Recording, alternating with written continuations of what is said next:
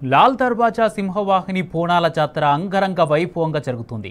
ప్రత్యేక అలంకరణలో అమ్మవారు భక్తులకు దర్శనమిస్తున్నారు. అమ్మవారికి ఉదయం ఆలయ అర్చకులు శాంతి కళ్యాణం నిర్వహించారు. తెల్లవారుజాము నుంచి సింహవాహిని అమ్మవారికి భక్తులు బోనాలు సమర్పిస్తున్నారు. భక్తులకు ఎటువంటి ఇబ్బందులు కలగకుండా బోనాల కమిటీ సభ్యులు అన్ని రకాల ఏర్పాట్లు చేసింది.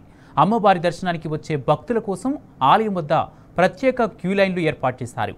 లాల్ దర్వాజా బోనాల జాతరకు 500 మందితో పోలీసులు పటిష్ట బందోబస్తు ఏర్పాటు చేస్తారు. బోనాలు జరిగే ఫలక్నుమా, చార్మినార్, మీర్ చౌక్, బహదూర్పుర ప్రాంతాల్లో ట్రాఫిక్ ఆంక్షలు అమల్లో ఉంటాయని పోలీసులు తెలిపారు.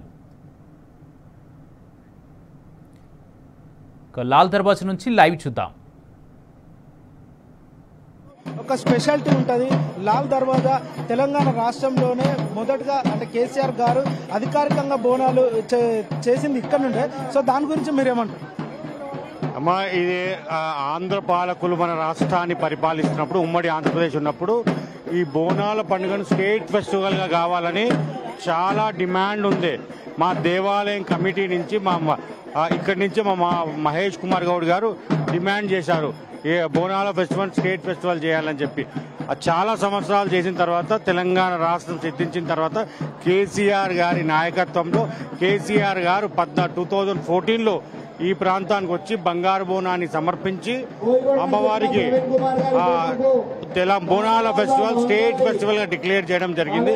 అప్పటి సంది అన్ని దేవాలయాలకు కూడా ప్రభుత్వం ఆర్థిక సహాయం వస్తుంది. ఆర్థిక సహాయం వల్ల ఎంతో మన చాలా బ్రహ్మాండంగా చాలా హ్యాపీగా బోనాలు ఉత్సవాలు నిర్వహిస్తూ ఉన్నారు. యావత్ తెలంగాణ రాష్ట్రంలో అన్ని దేవాలయాలకు వస్తుంది. ప్రధానంగా అంటే నిన్నటి నుండి భక్తులు కూడా ఆలయానికి రావడం జరిగింది. అంటే నిన్న ఏ సమయం నుండి ఇప్పటి వరకు ఆలయంలో స్టార్ట్ అయింది, మరి ఉదయం సమయంలో కూడా కుంకుమార్చనతో ప్రారంభమైందని అంటారు. ఏ టైంకి స్టార్ట్ అయింది, ఎంతమంది వచ్చారు? అమ్మా, ఈ ఆలయంలో నవరాత్రి ఉత్సవాలని 11వ తారీఖు స్టార్ట్ అయింది. 11 తారీఖు నుంచి నవరాత్రి ఉత్సవాలు ముగించుకొని రాత్రి యజ్ఞం తర్వాత మధ్యరాత్రి బలిగంప ఊరేగింపు ఉదయం 3 గంటల నుంచే దర్శనాలు స్టార్ట్ అయినాయి. సో 8 గంటల 6 గంటల ప్రాంతంలో కొద్దిసేపు అభిషేక అనంతరం మళ్ళా దర్శనాలు ఇంకా కొనసాగుతూ ఉన్నాయి. సాయంత్రం వరకు దర్శనాలు కొనసాగుతాయి. ఎంతో తండోపతంటాలుగా హైదరాబాద్ ప్రాంతం నుంచే కాకుండా చుట్టుపక్కల గ్రామాల నుంచి తెలంగాణ, ఈవెన్ కర్ణాటక నుంచి కూడా ప్రజలు వస్తూ ఉంటారు. లాల్ దర్వాజా బోనాల స్పెషల్ ఇది. చాలా మంది ఈ అమ్మవారికి రావడం వాళ్ళకి ఆనవాయితీగా చుట్టుపక్కల రాష్ట్రాల నుంచి వస్తుంటారు. పెద్ద ఘన చరిత్ర.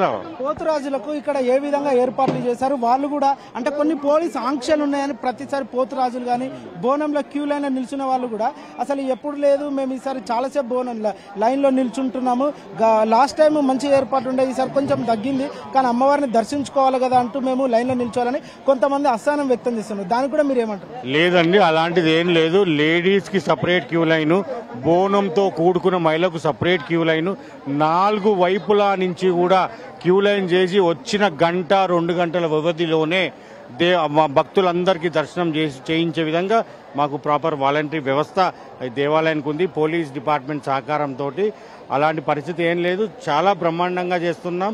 చాలా ఇప్పటి వరకు లక్షలాదిగా అమ్మవారి దర్శనం చేసుకుని ఉన్నారు. ఎటువంటి ఇబ్బంది లేదు. ఇప్పటికీ మేము భక్తులతో మనవి చేస్తున్నాం, వచ్చి ఈ అమ్మవారు దర్శించుకోండి. 1-2 గంటల వ్యవధిలోనే వీరికి దర్శనమయ్యే విధంగా అన్ని ఏర్పాట్లు అయి ఉన్నాయి. జిహెచ్ఎంసీ నుంచి వాటర్ ప్యాకేజ్ కానివ్వండి, మొబైల్ టాయిలెట్స్ కానివ్వండి, హెల్త్ సెంటర్ కానివ్వండి, పోలీస్ డిపార్ట్మెంట్ నుంచి ప్రాపర్ బందోబస్తు కానీ అన్ని ఏర్పాట్లు చేయడం జరిగింది. మరీ ముఖ్యంగా తెలంగాణ రాష్ట్రంలో మన హైదరాబాద్ చుట్టుపక్కల ప్రాంతాల నుంచి లాల్ దర్వాజా స్పెషల్ పేరుతో మన బసెస్ ఏర్పాటు చేయడం జరిగింది.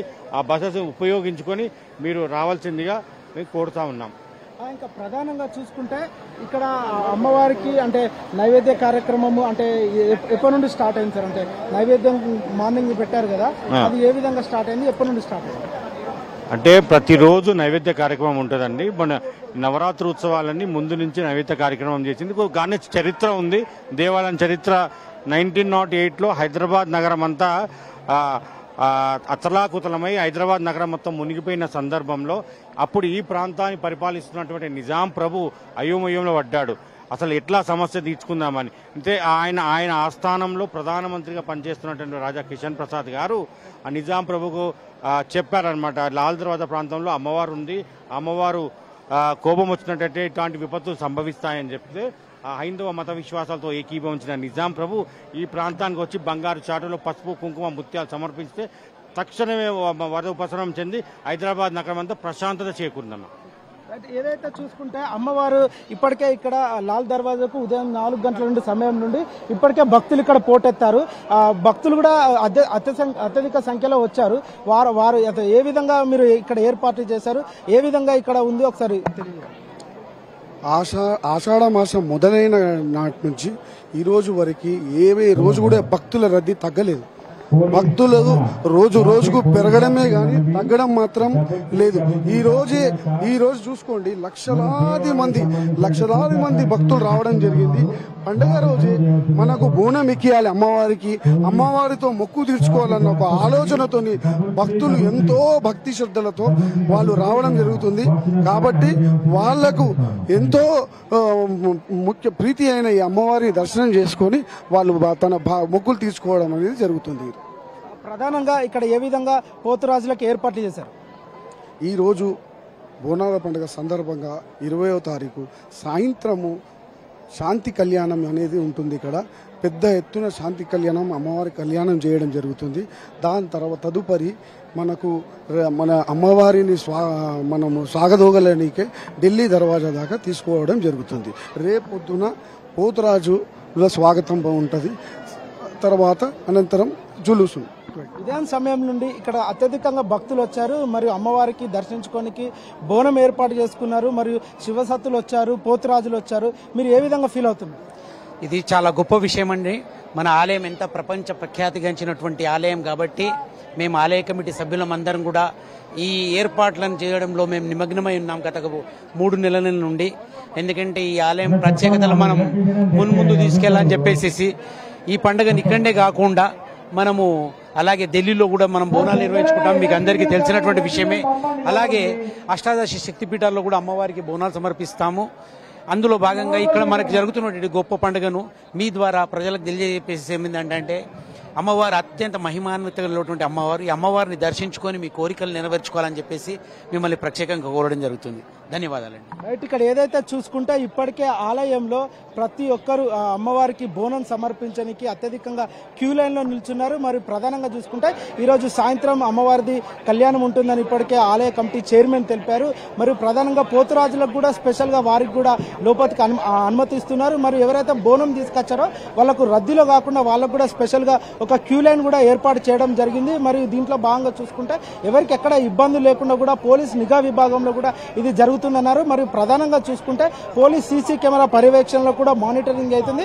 ఎక్కడ కూడా చైన్ స్నాచింగ్ కానీ మరియు ఇతరత్ర అసంఘటిత కార్యకలాపాలకు ఎక్కడ కూడా జరగకుండా చూసుకుంటామని స్పెషల్ గా వారు చెప్పారు. Over to studio Raj Kumar.